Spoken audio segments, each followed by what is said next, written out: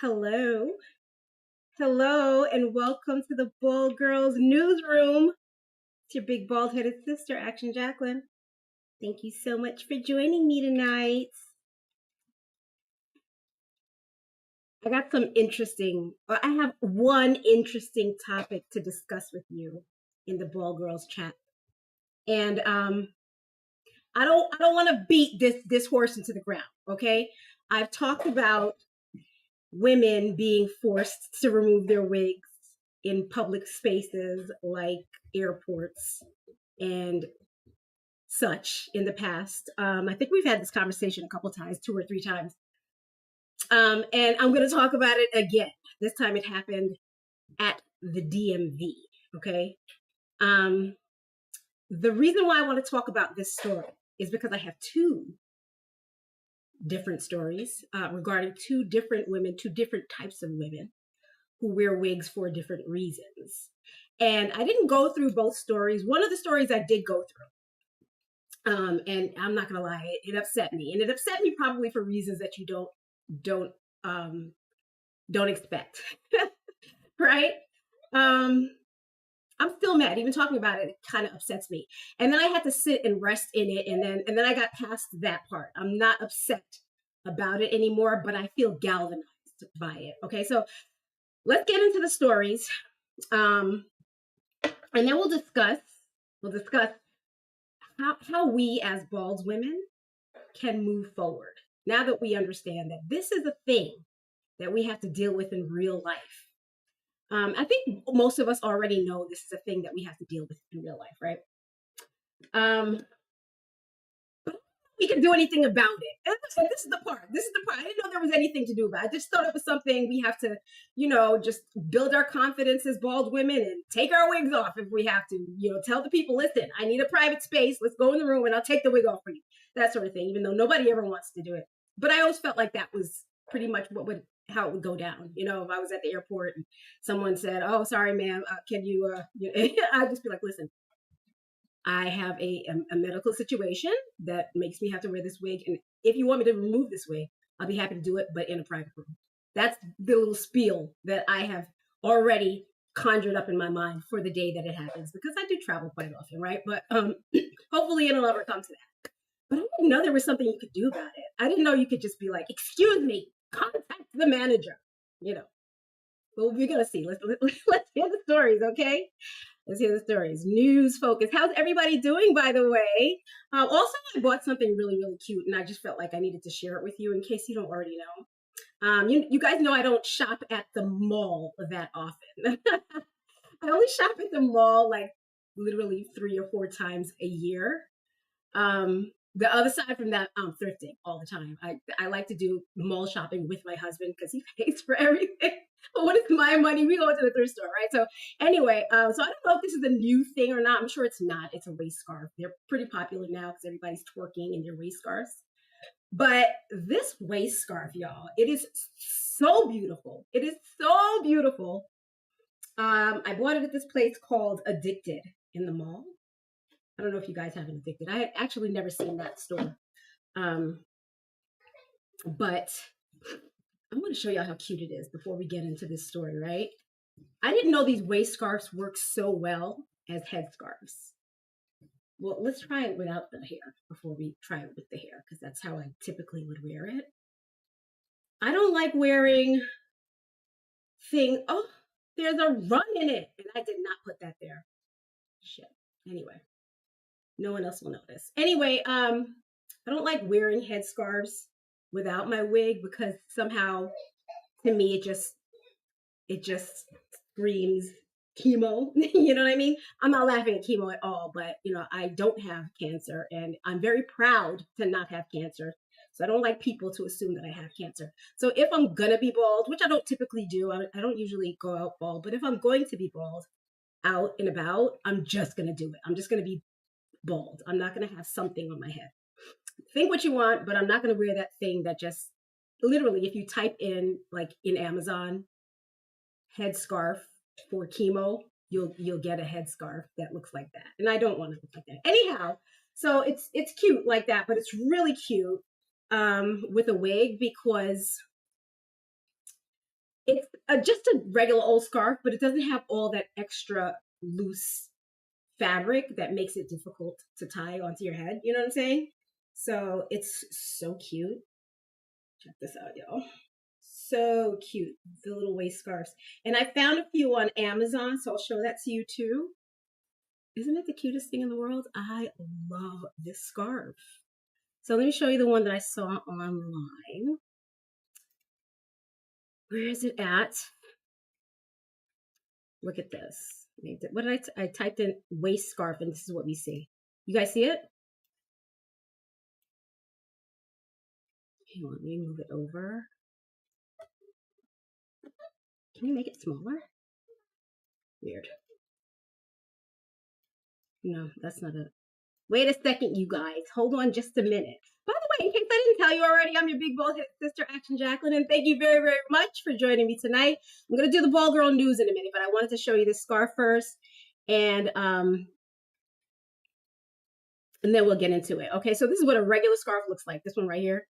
You see that? That's just a regular old scarf. It has all that extra fabric. And something about that extra fabric, especially if it's silky and satiny like that, it's hard to hold in place. I find that scarves are constantly moving. This is not silky.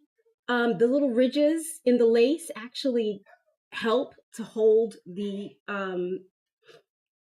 scarf in place once it's tied, you know what I mean? So it's really, really cute. But here's one that you could buy if you wanted to. Of course, this is probably silky, but this is what they look like. And I love the cut of them. You see how they're cut? Beautiful, beautiful. This one's only $15. But I got this one from the store called Addicted in the mall. I don't know if you guys have an Addicted in your mall, but if you do, go there because it's a cute store too. They had the cutest clothes. Anyhow, let's get into this story, okay? Let's read about the Louisiana woman first. Okay, here we go. This was printed April 25th, so I'm a little late with this one, but you guys know I was sick last week, right?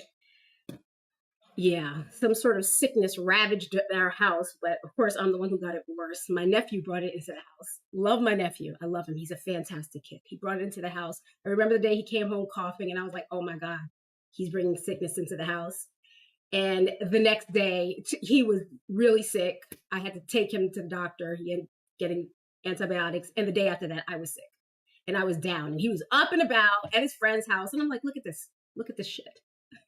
This kid comes in here, poisons me, sleeps for the whole day, gets the whole day off, and then goes spends the rest of the week at his friend's house. Lucky ass kid. Anyhow, let's get into this. Okay, Louisiana woman is told to remove her headband for passport photo. But it's a wig. So you understand my dilemma. That's going to be a problem. Okay, so here she is, this beautiful young lady. I guess this is how her passport photo came out. Let's see how it goes. A woman in New Orleans was in the process of obtaining her new passport when she was told to remove her headband for the photo. However, that wasn't possible since the item was actually a headband wig. The realization led to laughter and an unorthodox solution. Let's read about it. TikTok user The Black Rose, that's what her name is, The Black Rose, shared the hilarious moment on TikTok. She's a mother and cosmetologist who often shares related content. The clip in question, however, became her second biggest ever, garnering 3 million views. Can y'all go ahead and share this video now so I can have 3 million views too? Thank you. Appreciate you. And more than 4,700 comments. The Louisiana woman began recording herself at her local post office and said that she was getting her passport together. However, the post office lady said she couldn't wear her headband. She added, "It's a headband wig, so how am I supposed to take the picture?" Rose clarified to the post office lady that she was unable to take the headband wig off. The lady understood and provided a solution: to put the hair in front of the headband. "Say what now?" Rose asked. The post office lady further explained, and Rose was sure it wasn't going to work out, leading to a picture of her wearing an obvious wig. Both women continued to talk, laughing at the situation. Rose added, "So you understand my dilemma." Eventually, the Louisiana woman was directed by 2 post office ladies to tuck her headband wig in. She did, and they took a picture, which she showed to her followers. Where's the photo? Is that the one that we already saw? Let me see it. That's not terrible. She's pretty, so I'm just. It still looks like she's wearing a headband wig. I don't know. It's not a terrible picture though. So, but that's all subjective, right? We all have photos that we think are horrible, and other people are like, "What? It's fine." So she probably hates it. Anyway, let's read the rest. Where'd it go? The internet reacts to headband wig. The video sparked many responses. Many users believed that the headband rule made no sense at all. One viewer commented, "Why would a headband make a difference in a passport photo?" Another one asked, "I understand a hat, but why can't we wear headbands and scarves? My face still looks the exact same." Others, however, showered Rose with compliments, saying that she looked great in the picture. One viewer wrote, "The picture came out good." Another one added, "Girl, that is beautiful. I'm over here looking like an ogre in my passport photo." Everybody thinks that, right? With the post office ladies helping out Rose, and with her being totally fine with the request, the clip was showered with positivity and laughter. Should she post a similar interaction, everyone will surely have a good time once again. Also, she thought this was a good time. Isn't it nice to wear wigs for fun? It's just a little funny faux pas, right?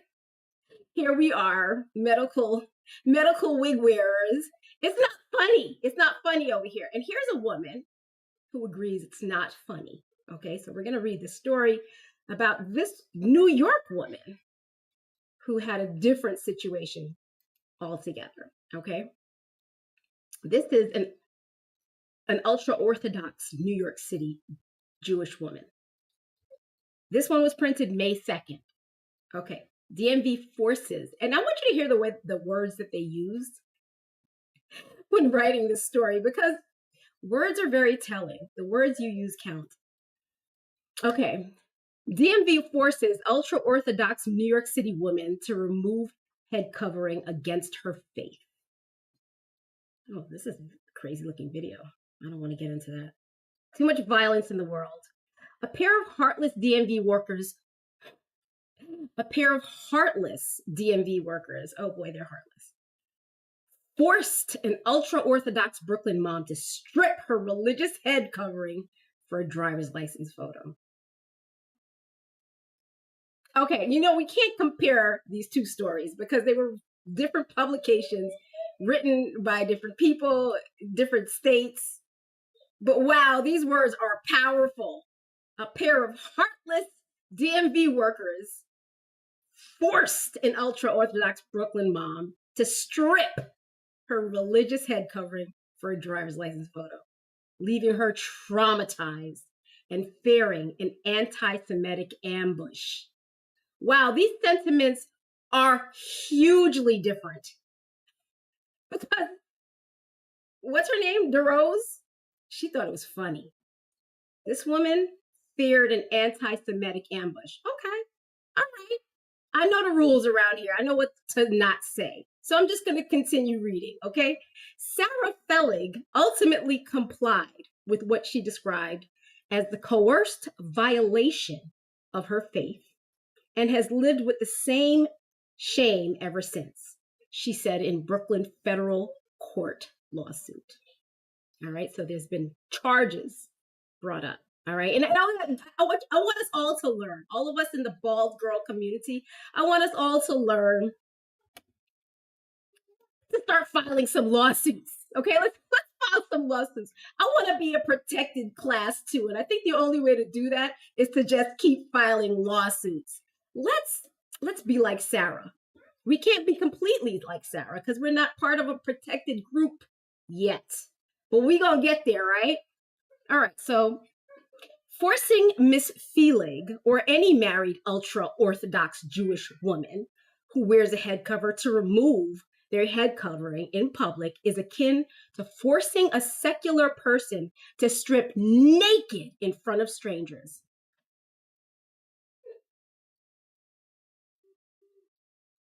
I wonder if DeRose felt like she was made to strip naked in front of strangers. because she's secular, right? We're gonna, well, we don't know. She could be religious, but wow, these words are so, yeah. I don't even like the language. What do y'all think? Okay, I'm gonna keep talking. Okay, forcing Miss Feelig or any married Orthodox Jewish woman who wears a head covering to remove their head covering in public is akin to forcing a secular person to strip naked in front of strangers, carrying all the same shame, humiliation, and abasement, she said in the court papers filed against the State Department of Motor Vehicles. So yeah, asking a person to take a wig off is akin to making them strip naked in front of strangers. It could feel that way, I guess. It definitely could, right? But wow. I don't know if we're allowed to rest in that kind of consciousness unless we are women who were born into the Jewish faith, though. And I don't like that. We don't even have the right to consider that sort of thought. I've never, in all the years I've been hearing stories about people going to the airport and every now and then you hear someone who, made to take, I never thought of it as, oh, this is like being made to strip naked. Oh, this is, I'm going to file a lawsuit, but for moving forward, I will be filing lawsuits. Hopefully it'll never happen. But I'm just taken aback by this language. I really am. I'm sorry. If for anyone who might be upset by what I'm saying, I just, as a bald woman who biologically wears wigs for biological reasons, I feel like I am entitled to that kind of protection. I feel like I should be able to, let me read the rest of it too, because it, maybe it'll help you understand my frustration, okay? Because I did, like I said, I read this one. I didn't read the last one, but I read this one.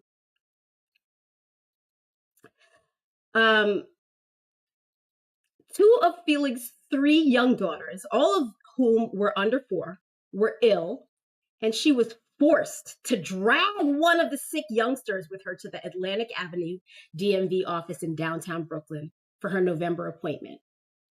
So she was forced to drag her baby there. She was forced to drag her baby to the DMV. And then she was treated like crap, okay? When it was time to take her photo, one of the workers insisted Feelig remove her head covering. State law forbids photos which obscure a person's face or make identification difficult, but Feelig claims her hat and wig were not covering her face. I'm sure it wasn't too. I've seen how these women wear their hair and it doesn't cover their face. A lot of times the DMV worker or the TSA worker is just being a jerk. But all right, let's keep reading.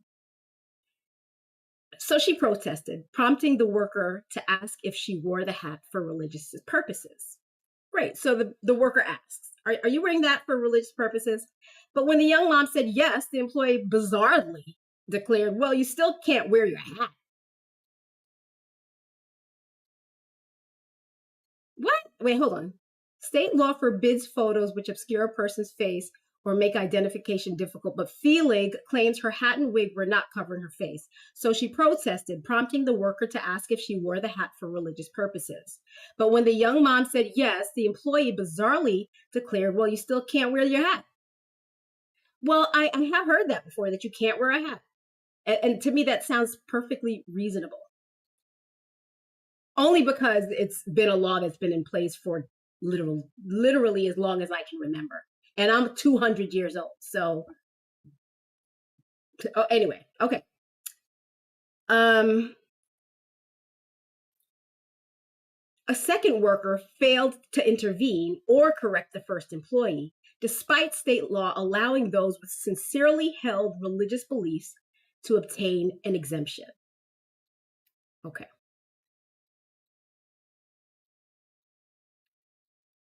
Here's some photos. Are any photos of her there?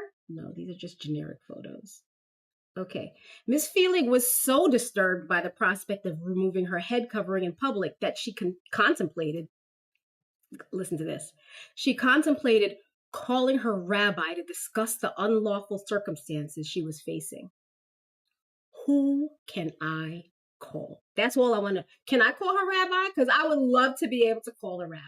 Of course, I wasn't lucky enough to have been born into their faith, and I couldn't if I wanted to. Even if I said tomorrow, you know what? I really like the way the Jewish community bands together and takes care of one another. I want to be a part of that. You know, they wouldn't let me in.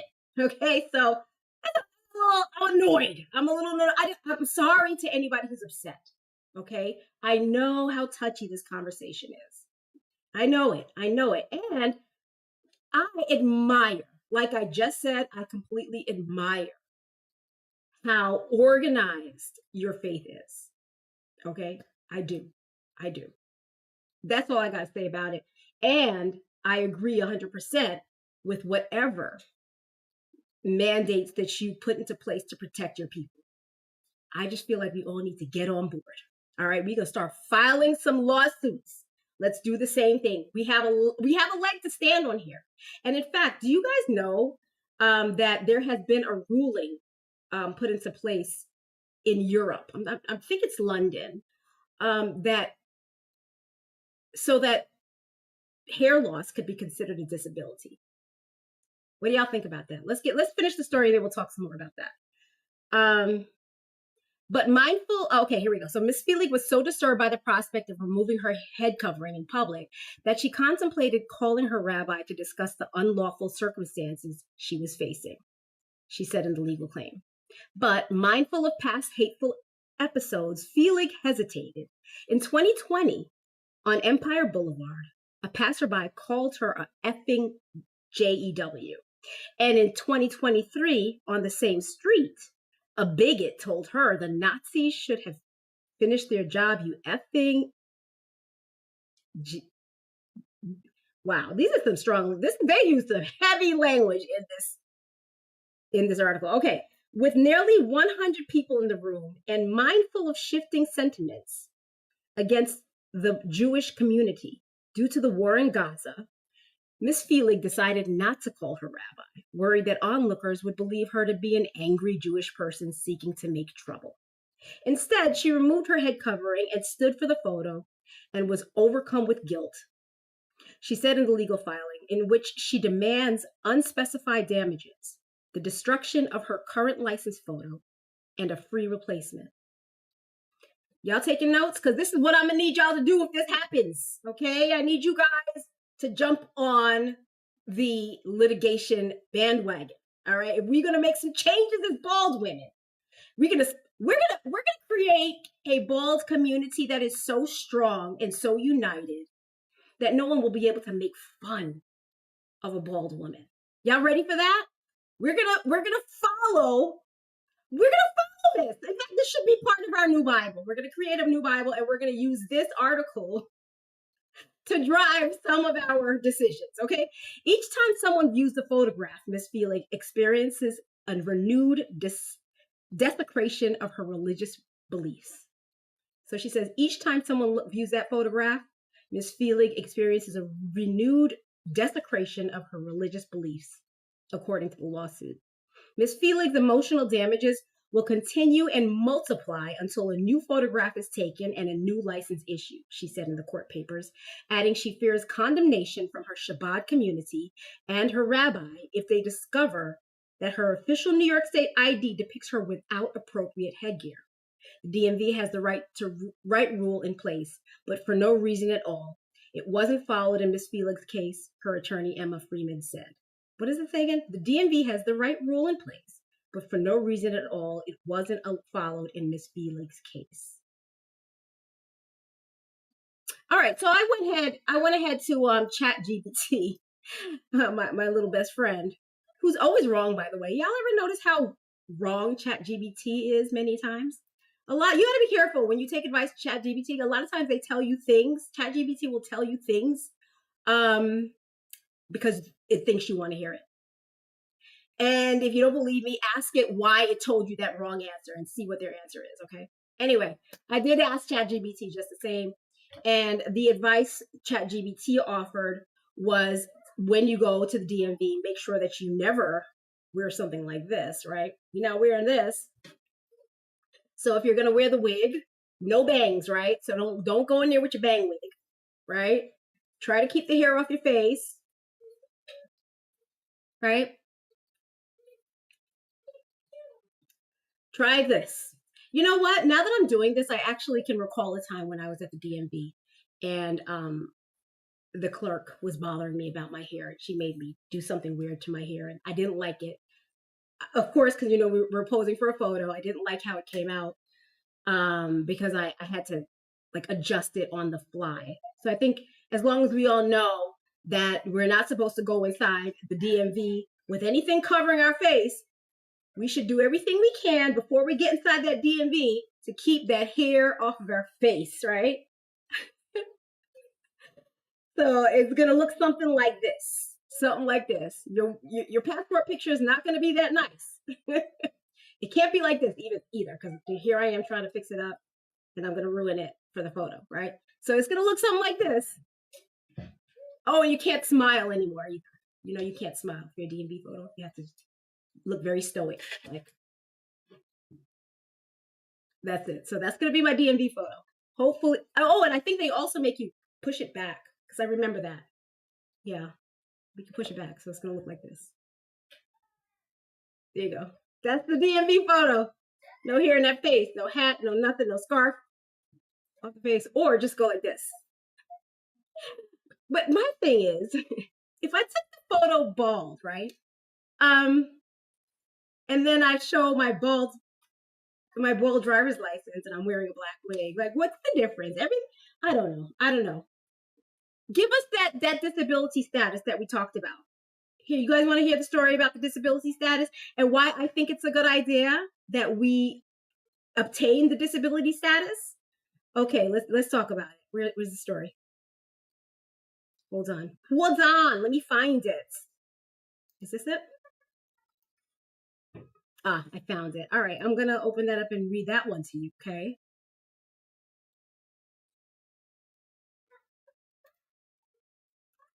Okay. Baldness can be a disability, judges rule. So this happened early this year, January 2026, and I talked about this already, but I figured we revisit it since this conversation has happened, right? Okay.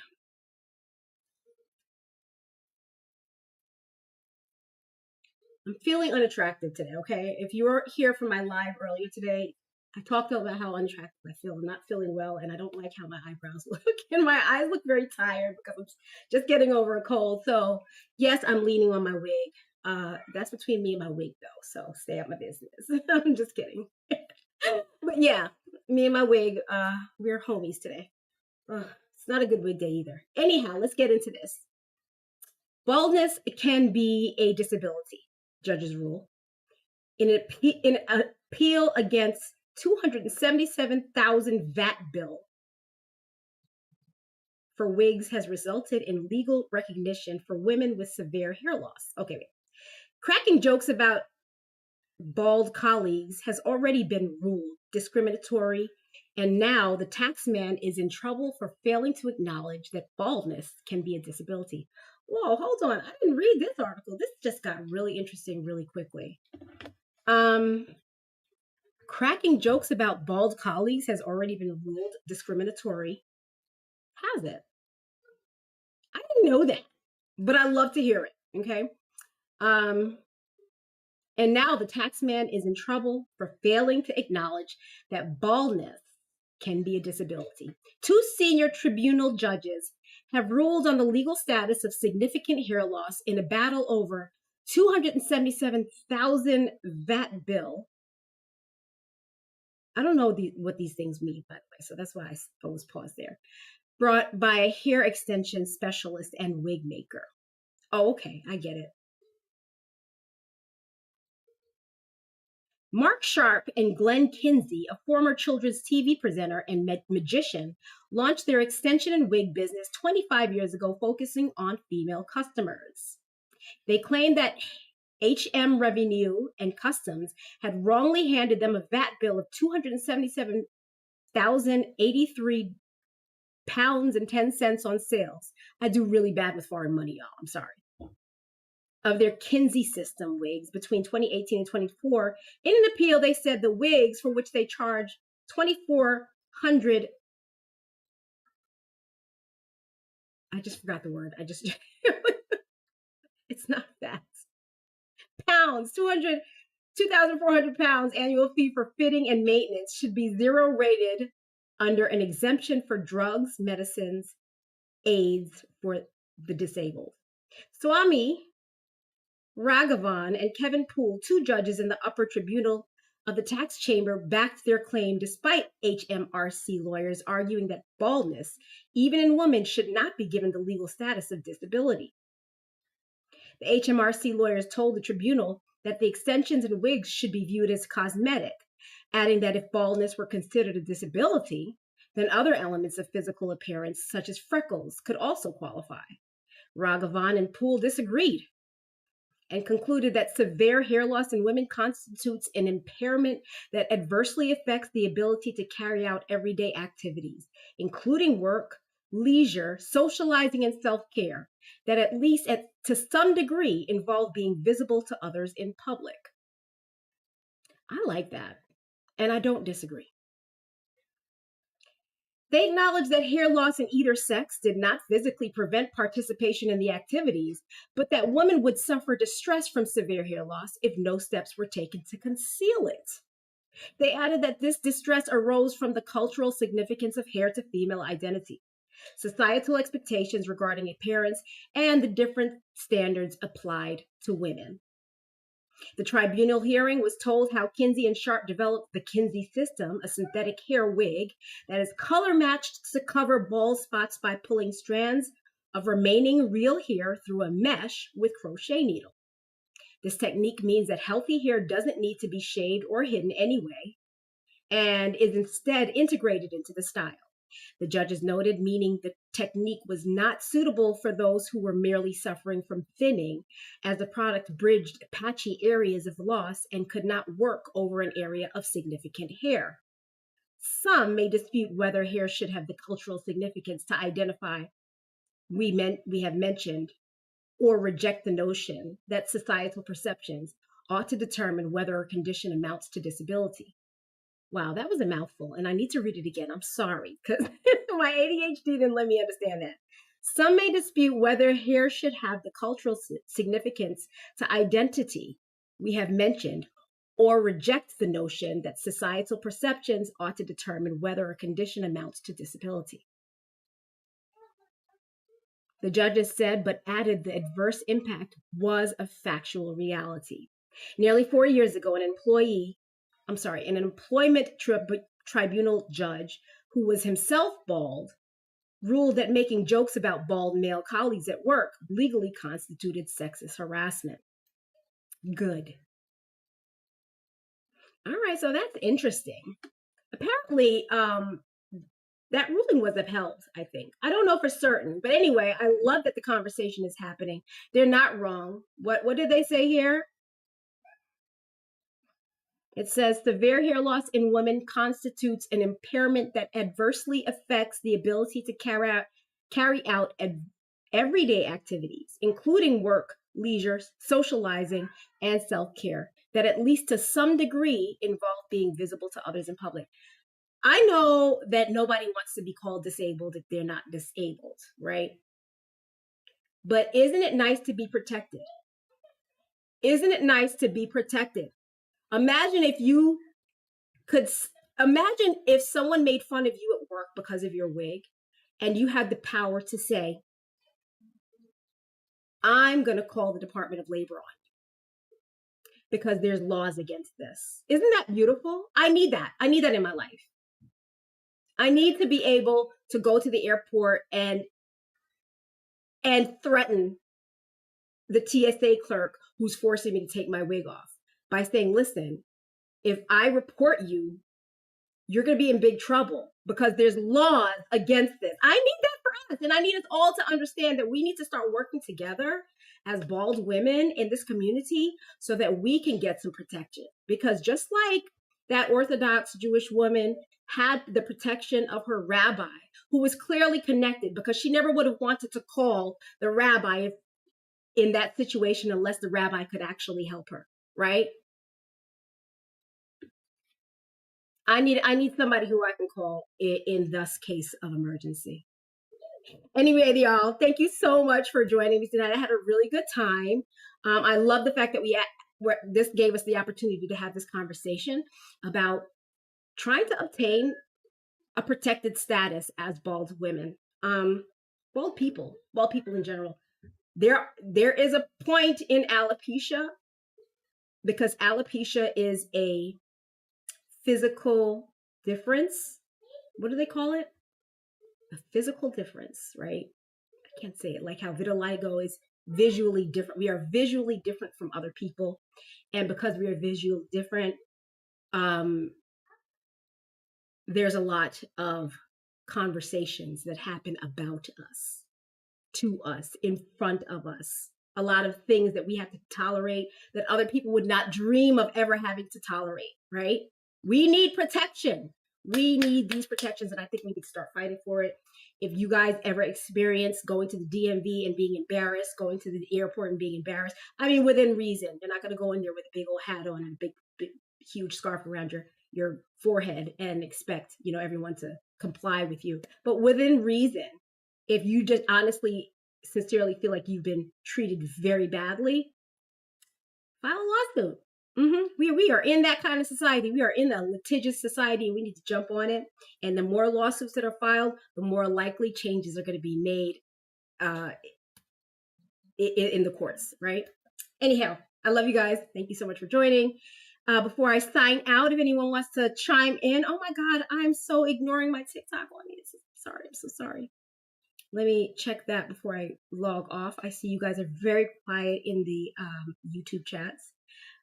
Which is perfectly fine. Although I prefer conversations, we don't have to do it. It's actually better, if we don't have conversations while I'm doing the news, because it flows better. But guys, thank you again. I love you very much, and we'll talk again soon. Make sure that you subscribe, make sure that you like the live, and make sure that you tell your friends that there's a bald girl over here who's willing to be their big sister and give them some family support as bald women and men. All right? I love you. Talk again soon. Peace.